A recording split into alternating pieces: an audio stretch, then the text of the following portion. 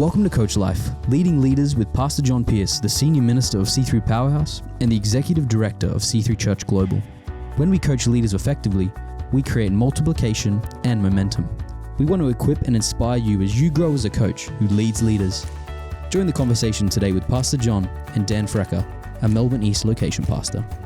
Well, hello and welcome to Coach Life, Leading Leaders. I am joined as always with Pastor John Pearce, and we are happy sad today because it's actually our final Coach Life of 2023, right? There we go. G'day, Dan. How you doing? For all of those listening on Spotify or podcast, they can't see your magnificent mustache. That's a little. I know your wife had a 70s party, and so you've got the Freddie Mercury look going on. Yep, I'm testing it out and I'm getting mixed reviews. And there's only one review that really matters, right? And that will be Ebony's. So okay. I'll let you know. Okay, fantastic. Well, yeah, it is our final Coach Life after 2022. We did Brilliant Disciple Makers. Encourage you to jump back in there, and it's a great place to take your team, particularly Connect Group leaders and team leaders through. And we've had fun this year talking about all things leading leaders, which is different to leading yourself or leading members of your team. So well done, everybody who's joined us on the journey. Yes, we hope you've enjoyed it. And as always, please do leave us a review. Just let us know what you've loved about the podcast and share it with a friend who you're growing alongside. But I guess to introduce today, we want to talk about the realities of leadership. And leadership is seasonal. We're going to go through seasons as a coach where we have great momentum, where we're winning on every front, where there's angels in heaven in every prayer meeting and people are getting saved from your shadow. Yes, you've got too many leaders, too many volunteers. You can't keep up with, you don't have enough chairs for all the people who are turning up, all of that. Too much time in your calendar. Yeah, we love that. Well, anyway. We love those seasons. They're awesome. Momentum's a beautiful thing, right? It is. But we wanted to be real, that's not going to be the season you're in all the time. Right. And we're sure even listening right now or watching, there will be some coaches who maybe right now where you're leading there isn't a lot of momentum. Right. Maybe you're struggling to raise enough leaders and recruit enough team. And first of all, we just want to say if you're there, it's okay because every leader finds themselves there and not just once. Yes. But this is where great coaches can identify this and I guess as a leader shift gears and move forward. But this is a problem we want to talk about. So what would you say to a coach who's maybe in that kind of season of just low momentum, struggling a little bit? Great. Yeah. So whether you're a coach over team leaders, whether you're a director of a ministry or a senior pastor, and you're in that season that we would call either, you're kind of stuck. There's no real sense of momentum, or maybe things have gone backwards. And let's be honest, post-COVID, so many churches and teams within churches have struggled to have enough volunteers, struggled enough to raise leaders. And so, it's often there are external factors that are affecting things. So first of all, you just got to be kind to yourself. This is, it is a season that many of us, every leader will have seasons where you've got no momentum or reverse momentum. It's the reality of your life. Now, if it's 15 years without momentum, then we've got to really kind of ask some serious questions, or 10 years without momentum. But it's normal. Let's say you've taken on a new leadership role. It's normal to take a few years to actually to get some momentum, things to really click, or you post a particular tough season, or people have left your church, or whatever external things have happened. It's normal to be in a kind of the quagmire of, we're just kind of grinding it out and this doesn't seem like fun. So today we want to kind of dip into how do we get some momentum going? What's important in those seasons where it's just hard work? Yeah. And we wanted to touch on this because it's a reality of sometimes the pressure we can feel as a coach or a leader. And I just wanted to remind everyone, our first Coach Life. So if you go back, we did a great conversation on dealing with leadership pressure. So strongly encourage, as well as this one today, go back and listen to this. But today we're really going to lean into three areas of the leader we can be in these seasons. So why don't you kick us off with our first one? Well, this is great, Dan, because I think what we want to talk about is not so much, there are practical things we can do to reboot momentum and to keep them moving forward, but let's look in the mirror today and reflect on 3 things in terms of us as a leader, and maybe even give ourselves a score out of 10. But how am I going in terms of vision? So am I really seeing the future? Good. Is it burning inside of me? Am I excited by it? Can I see it clearly? Am I sharing that with people? So that's vision. The second thing is, am I passionate about what I'm doing? Passionate people attract leaders, they attract volunteers. So if I'm not passionate, if it's a grind, maybe you can sound passionate when you speak about it, but if it's not really genuine passion that's bubbling up inside of you, then that's the second thing that if will go missing when we're losing momentum. And the third thing relates to faith. And faith is just this sense that we are going to get through. We are going to grow. Yes. We are going to move forward. And it's Hebrews talks about the confidence of things hoped for. So do we just have a genuine confidence? And no one else might have that confidence, but the leader needs to have that confidence. So that's what we're going to talk about: vision, passion, faith. I think that's going to be a great conversation, looking in the mirror. But I know for you, you're an incredible visionary, and so I just think I'd love to ask you what does vision look like biblically, and I guess how can we really grow if we're not feeling full of vision right now? Great. Well, the Proverbs talks about this, that without vision or prophetic revelation, people perish or cast off restraint. So vision is about seeing where you're going, okay? And it's also, when you can see where you're going, it's going to require discipline, sacrifice, restraint. So if you've got no picture of where you're going, well, there's no sense paying a price and sacrificing and discipline. So vision's about getting, and I'd say not just a picture, but a prophetic picture, a real, the ability to see what does this youth ministry look like in 12 months' time? What does this children's ministry, this creche program look like? What are the connect groups that I'm responsible for leading, or life groups? What do they look like? And so now here's the thing. When you're a leader, there are different layers of leadership. So when you're the senior pastor, your one of your primary responsibilities is to get vision, to hear it from God, to get it, to listen to your team, and to ultimately create a clear picture that everyone can rally to. This is where we're going. So for us, in our church, we would have 2 aspects of our vision. One is our vision, which is to see lives transformed. That's a modern way of saying we're all about making disciples. Yeah. And then we have a 10-year vision, a dream for the decade, and there's 7 stanzas within that. And so to really keep people coming back to this is the why. This is why we're serving on teams. This is why we're tithing. This is why we're giving into vision builders. This because we want to see our kids discipled and their lives transformed, or our neighbors or our workmates. So vision is about it comes out of prayer. It doesn't come out of copying somebody else you saw at a conference. It doesn't, whatever ministry area you're in, it doesn't come out of that. So it comes from a sense of, it bubbles up from within inside. It's a prophetic thing. It comes out of prayer, comes out of conversations. And then particularly so if you're not the senior pastor, which is the majority of people listening. Yes, totally. One of your roles is to be an amplifier of the vision. So, Dan, you're a location pastor within the overall vision of C3 Powerhouse. You're great at amplifying the vision. You're great at talking about what we're trying to do, what we're trying to achieve. So if you're the kids ministry leader, or if you are the host coach, then you don't need to come up with a new vision for the church. Otherwise, that's going to create problems. Or die vision. Yes. 2 visions, die vision. So what would you say is a key to being a visionary amplifier? Yes, and I guess I think of vision in 3 different ways, and you've just talked to one, which is vision casting, which I guess for me in this context, that's the senior pastor hearing from God.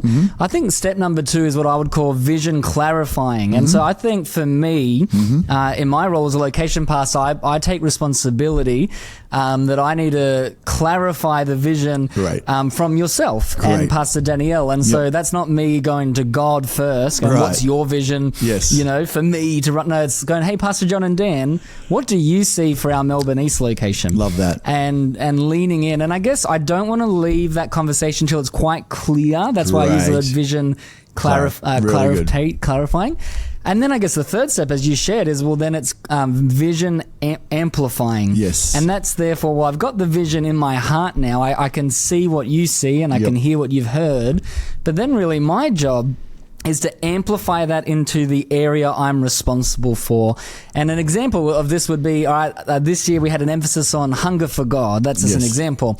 And so for me, as a vision amplifier, every time I lead a prayer meeting in Melbourne, I'm trying to amplify that vision. Right. When I'm preaching, when I'm leading team meetings. And Right. so yeah, I think for me, it's getting it clear in my heart, and then it's just communicating it over and over. And just one last tip, I'm not saying, hey guys, here's Pastor John and Dan's vision. Right. I'm saying, hey, Ours. this is our vision, that. and that is such a key. That's amplification. I love that. So that would mean then, because if you don't have a vision that oozes out of your heart, which is going to lead to the next thing, which is passion, but people are attracted to vision.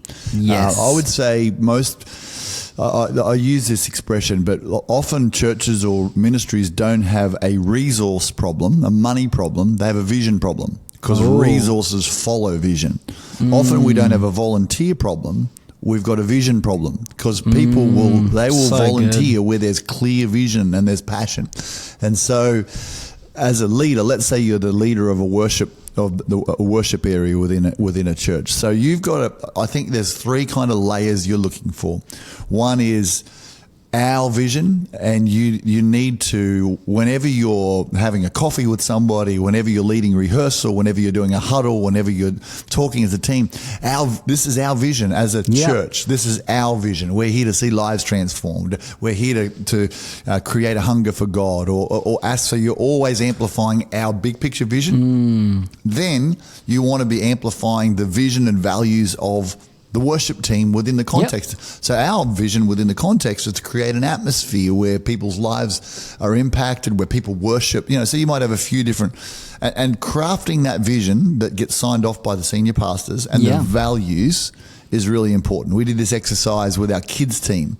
We said, okay, let's make sure these visionary values are really embedded into our kids' ministry. We want to see kids' lives transformed, absolutely.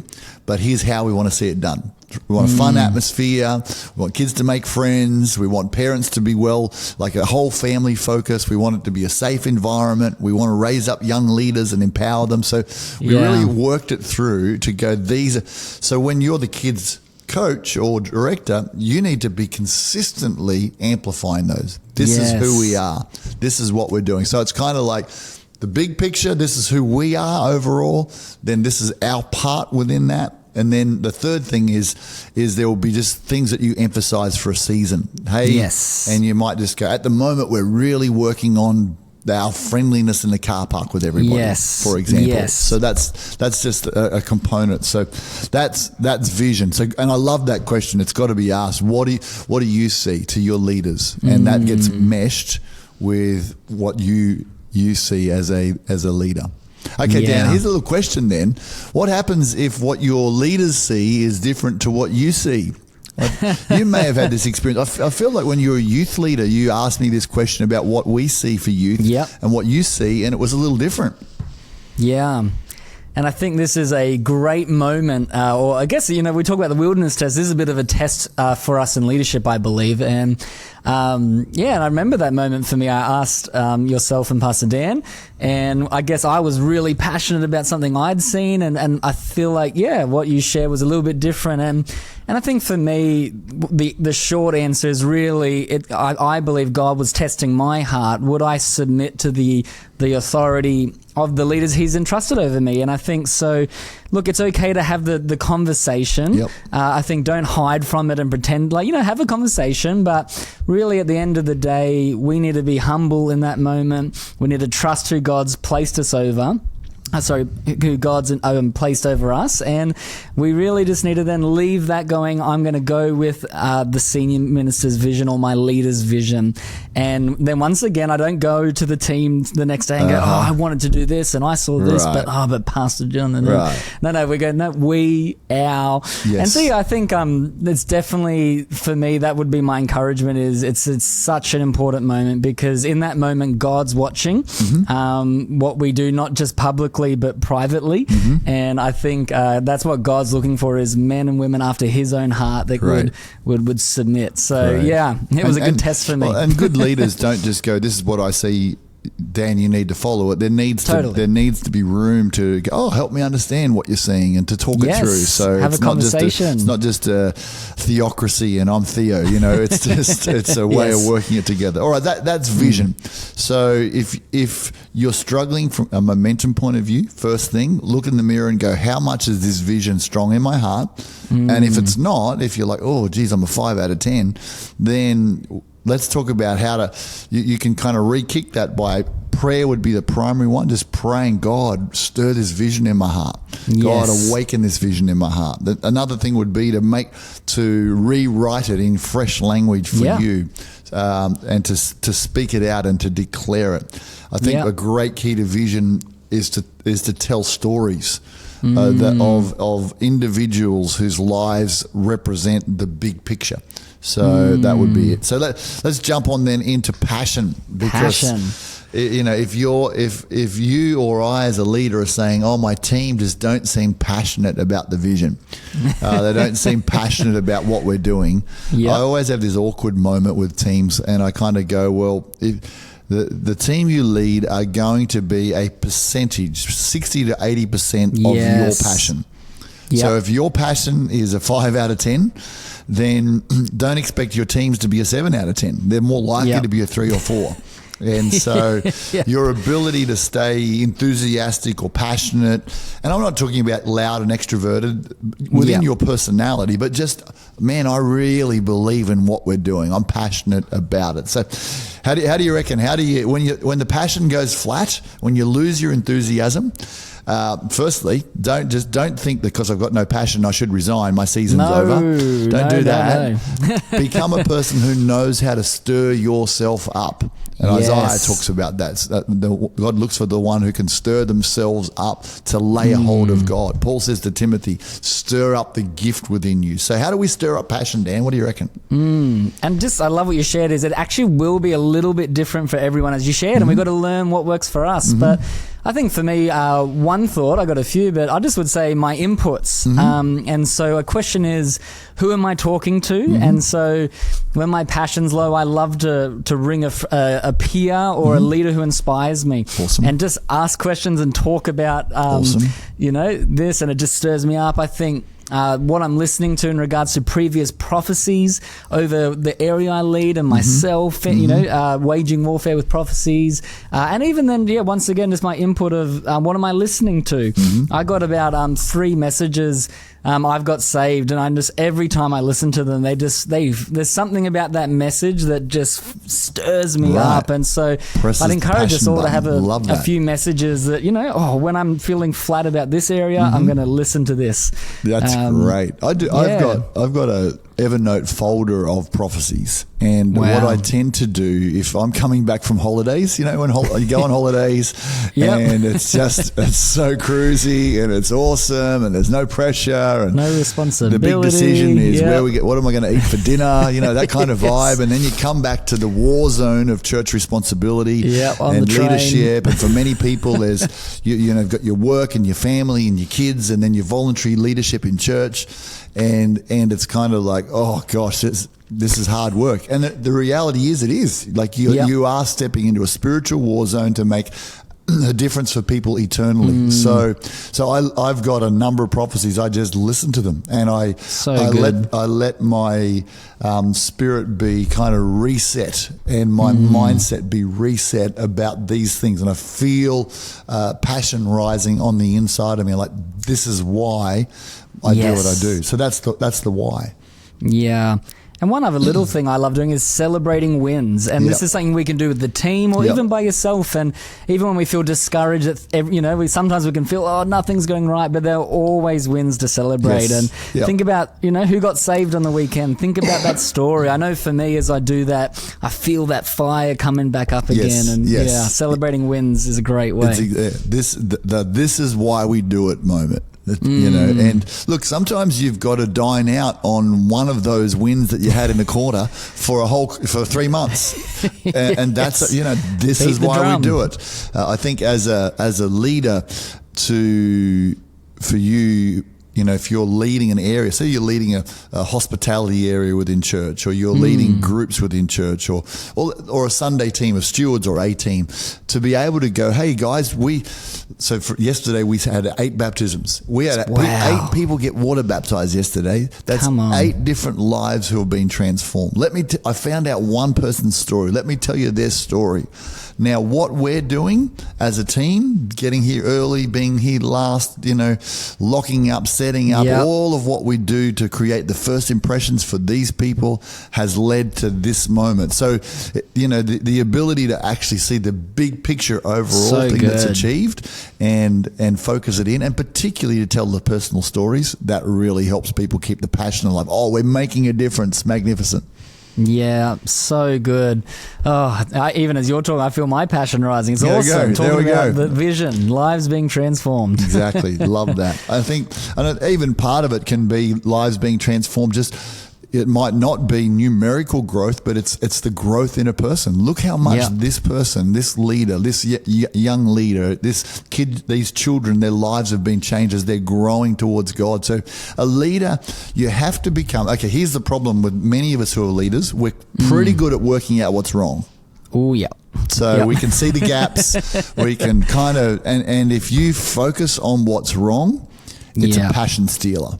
So if that's all, so you've got to be able to zoom in, identify the challenges, but then zoom out and then zoom in on the wins and keep that in front of people, and that will create passion. So I literally, when I'm seeing problems, I'll journal them, and then I'll end up journaling, but this is what's working, and that just to fuel my own enthusiasm and then to share that with other people. All right, the last thing. So I've got vision, passion, faith. Faith is a big one. Faith is so important, isn't it? And it's, when we read the New Testament, the word faith is, all throughout the Bible. And as a leader, it is so important to be faith-filled. So yeah, I guess where do you see, I guess as we look in the mirror, if our faith is feeling a bit low, why don't you just talk us through a bit? Right. What is faith for us as leaders, and how can we grow in it? Yeah, so faith is if I describe it as this, it's a positive outlook. So faith is a positive mindset. It's an outlook to say we're going to get through this. This is going to turn. So it's not the denial that there are problems. Okay, we need 20 people to volunteer and we've got 4 at the moment. So faith doesn't go, isn't that awesome? We've got 4. Woohoo! No, faith goes, hey, we've got 4. That's a start, but we need more. And faith. They surveyed a lot of the mega church senior pastors and. Which is churches over 2,000 people. And the predominant gift that each of them had, they all had different gifts, but the one that was common was the gift of faith. Wow. Was the ability to go, there is a way through.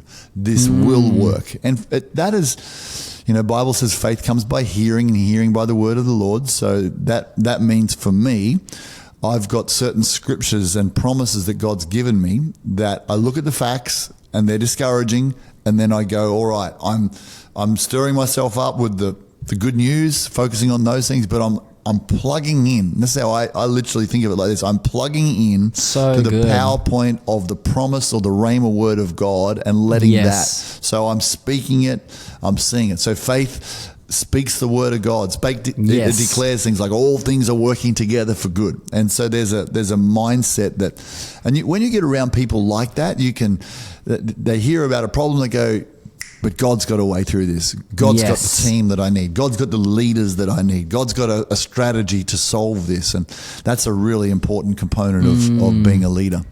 Yeah. Faith it's not looking to ourselves as leaders. It's looking to God. Right. And I think for me, when I remember, in a season of taking more responsibility, I asked you, how should I pray for what I lead? And I remember you saying a lot of it is speaking in tongues, but also a lot of it is declaring the word of God. And I've learnt for me, as I pray like that for what I'm responsible for in leading, and Jesus builds his church and the gates of hell won't prevail. And, as I'm speaking that, my faith begins to rise, and I leave that prayer meeting going, you know what? Yes, we're facing a discouraging thing right now, but we will get through in Jesus' name. And it's so powerful, isn't it? And it's the difference between someone who's leading and someone who's following.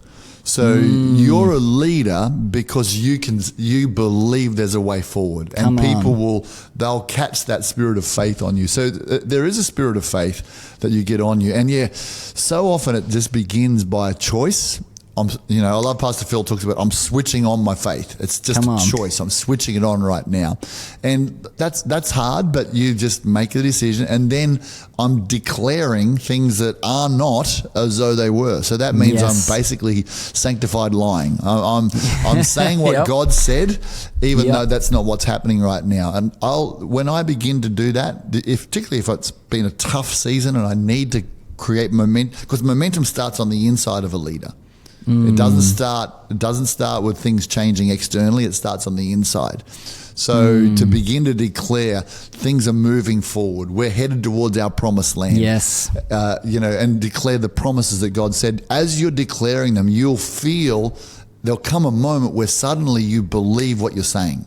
That's the power of the word. Once that starts, that word inside of you, then your whole demeanor can change. It can change within 10, 15 minutes of just, all right, I'm going to get into the declarative zone of faith. And you never want to go into a team meeting or a leadership meeting or a one-on-one recruiting moment without a sense of faith, because people can feel that heaviness and the discouragement of unbelief. So you don't want to be that person. You want to know how to stir yourself up. So this would be one of the most important habits, I believe, for all leaders and coaches, is when I'm feeling discouraged and I'm disappointed or frustrated or where do I go? Do I go down? And we all want to, if we're honest, not many of us will want to go pray in those moments. Go to the secret place. But a great coach does. They go, I'm going to go pray. I need to pray. And in actual fact, there may be that, and this comes back to what you talked about, Dan, in terms of some things that you listen. I remember when I first learnt the principles of faith was as a business person, where my business was going backwards.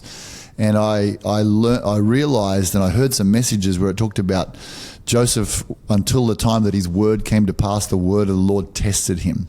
So I realized I was being tested, and so I needed to let the promises that God had given me get on the inside of me and then be declared. And now I didn't have the faith myself at that point. So I found some tapes. This is going back a while, but I found some tapes that had a spirit of faith on them. Come on. And I would put those on.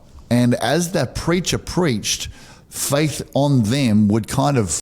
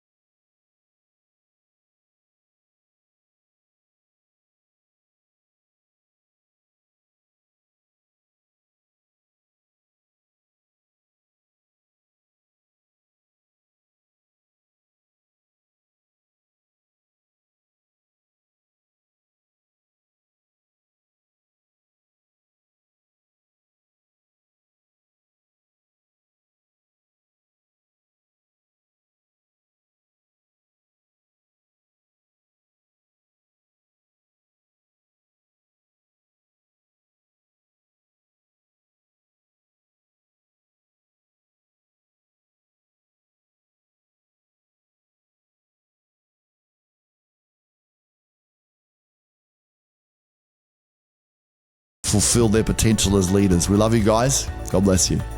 Thanks for joining us on today's episode, and we pray that you have been equipped and enlarged in your leadership journey. We would appreciate your feedback by leaving us a review wherever you have joined us from today. You can connect with John on Instagram at John_Pearce. We hope you join us again soon for our next episode of Coach Life, Leading Leaders.